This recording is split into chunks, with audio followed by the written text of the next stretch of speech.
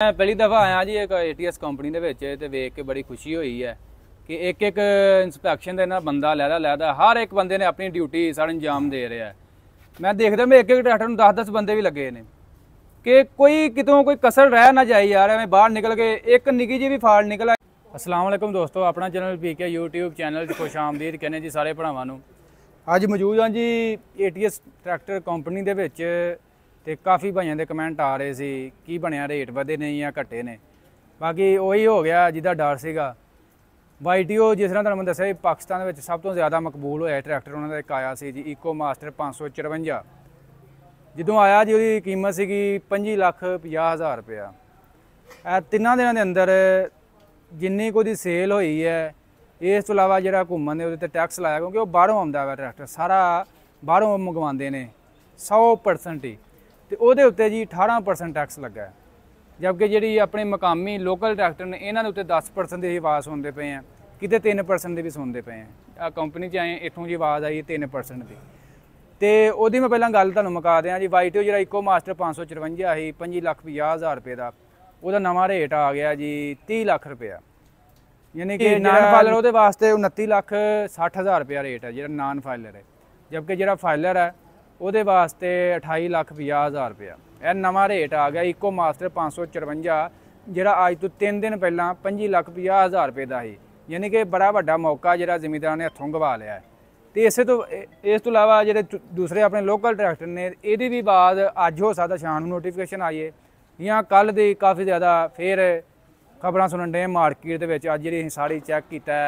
इस तो इलावा काफ़ी दोस्त कह रहे थे कि आया कि ट्रैक्टर मिलते पे ने मार्केटों या नहीं मिलते पे, तो ट्रैक्टर भी दोस्तों मिलते पे ने आम रूटीना मिलते पे ने। यानी कि जेडे 85 34 65 तकरीबन बाहरों भी अंडर नवाइस सेल हो रहा। 260 जो 26 लाख रुपया रेट है अंडर नवाइस बाहर सेल हो रहा। यानी कि मामूल के मुताबिक जो ट्रैक्टर मिलते पे ने। बाकी गाहक जिमीदार मार्केट के नहीं है, सेल बिल्कुल नहीं है। तो यह छोटी जी अपडेट तुहानूं देनी सी YTO के मतलब मार्केट की अपडेट दी है। इस तो इलावा ATS कंपनी के आए हैं, ये भी तुहानूं अपडेट देंगे। आया कि इत्थे तुहानूं पता भाई रिहाज ने डीलरशिप लई सी ते अज दी इन्हां डिलीवरी लैनी सी। 3-4 ट्रैक्टर की डिलीवरी लै रहे हैं। 3 ट्रैक्टरों की माशाअल्लाह जी डिलीवरी अज इन्हां नूं मिल गई है। जिस तरह तुहानूं पता बिल्कुल सेल ना होने के बराबर है मार्केट के विच। अल्लाह खैर करे ATS फिर भी उस मामूल के मुताबिक चलन दिया। तो इस तो इलावा मार्केट के बड़िया खबरां गर्दिश करन डईयां। काफ़ी भाई कमेंट कर रहे होंगे ने रेट वधन लगे ने नहीं वधन लगे। बाकी खबरां अजकल पूरियां चलन डईयां। ATS वाले ने भी कहता जी टैक्स लगन लगा है, अगों वेखदे हैं की बनदा है। भाई रियाज की इस बारे कहोगे तुसीं? ये हफ्ता हो चलिया है, कोई कुत्ती कपाह चों निकलती नहीं पई। बस होवे अगों लोकां ने 4 तीले टुंगने ने।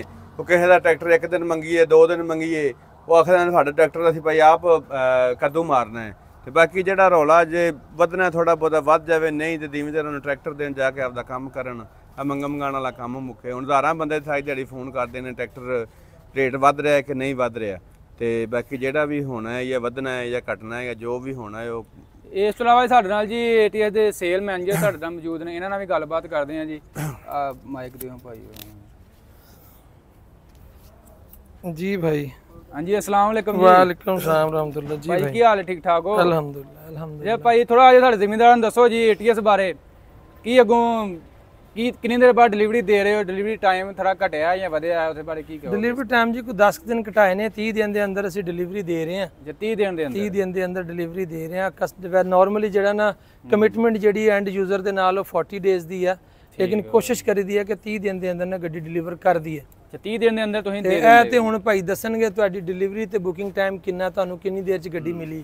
ਸਾਨੂੰ ਜੀ ਮਾਸ਼ਾਅੱਲਾ ਕੰਪਨੀ ਨੇ ਰਿਕਵੈਸਟ ਕੀਤੀ ਸੀ ਵੀ ਜ਼ਿਮੀਂਦਾਰ ਭਰਾਵਾਂ ਨੂੰ ਹਰ ਬੰਦੇ ਨੂੰ ਜ਼ਰੂਰਤ ਹੈ। ਹੁਣ ਤੇ ਅੱਗੇ ਹੁੰਦਾ ਸੀ ਕਿਸੇ ਦੀ ਮੰਗ ਕੇ ਟਰੈਕਟਰ ਲੈ ਜਾਣਾ ਕੰਮ ਕਰ ਲੈਣਾ, ਹੁਣ ਹਰ ਬੰਦੇ ਨੂੰ ਜ਼ਰੂਰਤ ਹੈ।